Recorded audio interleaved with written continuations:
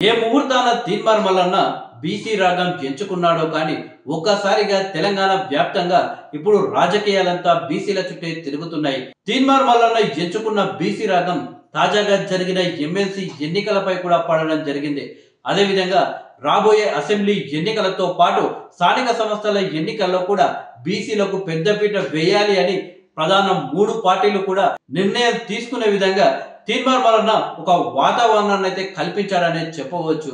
అయితే మునుపెన్నడూ లేని విధంగా ప్రస్తుతం గ్రామాల్లో సైతం బీసీలకు ఒక బలమైన నాయకుడు కావాలి, బీసీలంతా ఒక తాటి మీదకి రావాలి అని చెప్పేసి బీసీలు ఆలోచిస్తున్న పరిస్థితికి అయితే తీన్మార్ మల్లన్న తీసుకువచ్చాడనే చెప్పవచ్చు. అయితే ఇన్ని రోజుల పాటు బీసీలకు సరైన నాయకుడు లేని కారణంగా వాళ్ళు కేవలం పార్టీ కార్యకర్తలుగా పార్టీ జెండా మాత్రమే మోస్తూ వచ్చారు. అయితే తీన్మార్ మల్లన్న లాంటి బలమైన గొంతు బీసీల పక్షాన పోరాడితే మాత్రం బీసీలంతా ఒక తాటి మీదకు రావడం ఖాయం. కానీ అవసరానికి ఏ గాడిద దొరికితే ఆ గాడిద ఎక్కుతాను అని చెప్పేసి గతంలో తీన్మార్ మల్లన్న ఒక స్టేట్మెంట్ అయితే ఇవ్వడం జరిగింది. అందుకే కాంగ్రెస్ పార్టీ నుండి అప్పట్లో పోటీ చేసిన మల్లన్న ఆ తర్వాత బీజేపీలో చేరడం జరిగింది. అంతకు ముందు స్వతంత్ర అభ్యర్థిగా కూడా పోటీ చేశారు. మళ్ళీ తిరిగి కాంగ్రెస్ పార్టీలో చేరి ఇప్పుడు ఎమ్మెల్సీ పదవి అయితే చేపట్టారు. అయితే ఇప్పుడు బీసీ రాగం ఎంచుకుంటున్న తీన్మార్ మల్లన్నపై కొన్ని ప్రశ్నలు అయితే బీసీలలో నెలకొంటున్నాయి. తీన్మార్ మల్లన్న నిజంగా బీసీల కోసం కొట్లాడుతుందా, లేక తను రాజకీయంగా ఎదగడం కోసమే ఇప్పుడు బీజేపీ కాంగ్రెస్ పార్టీలను ఏ విధంగా అయితే వాడుకున్నాడో ఆ రకంగానే బీసీలను వాడుకుంటున్నా అనే అనుమానాలు అయితే బీసీలలో నెలకొంటున్నాయి.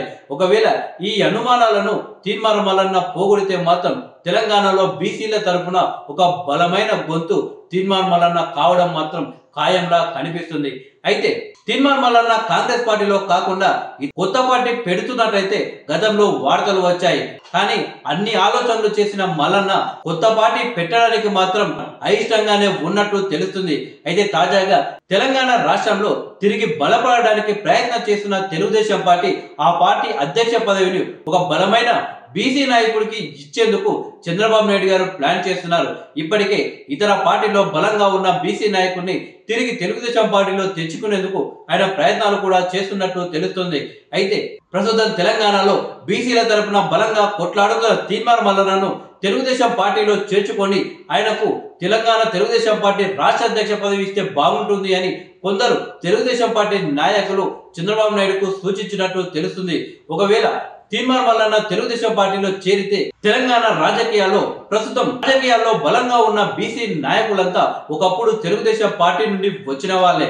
ఇప్పటికీ తెలంగాణ రాష్ట్రంలో బీసీల గుండెల్లో నుండి తెలుగుదేశం పార్టీ పక్కకు వెళ్ళలేకపోయింది. తెలంగాణ రాష్ట్రంలో అధికారం కోల్పోయి దాదాపు 20 సంవత్సరాలు అవుతున్నా కానీ ఇప్పటికీ తెలంగాణలో తెలుగుదేశం పార్టీకి బలమైన కార్యకర్తలు అయితే ఉన్నారు. అయితే బలమైన నాయకుడు లేని కారణంగా తెలుగుదేశం పార్టీ కార్యకర్తలు సైలెంట్ గా ఉన్నారు. ఒక బలమైన నాయకుడిని తెలంగాణ తెలుగుదేశం పార్టీ కార్యకర్తలకు ఇస్తే తిరిగి తెలంగాణ రాష్ట్రంలో తెలుగుదేశం పార్టీ బలపడే అవకాశం ఉంటుంది అని ఏపీ సీఎం చంద్రబాబు నాయుడు అయితే భావిస్తున్నారు.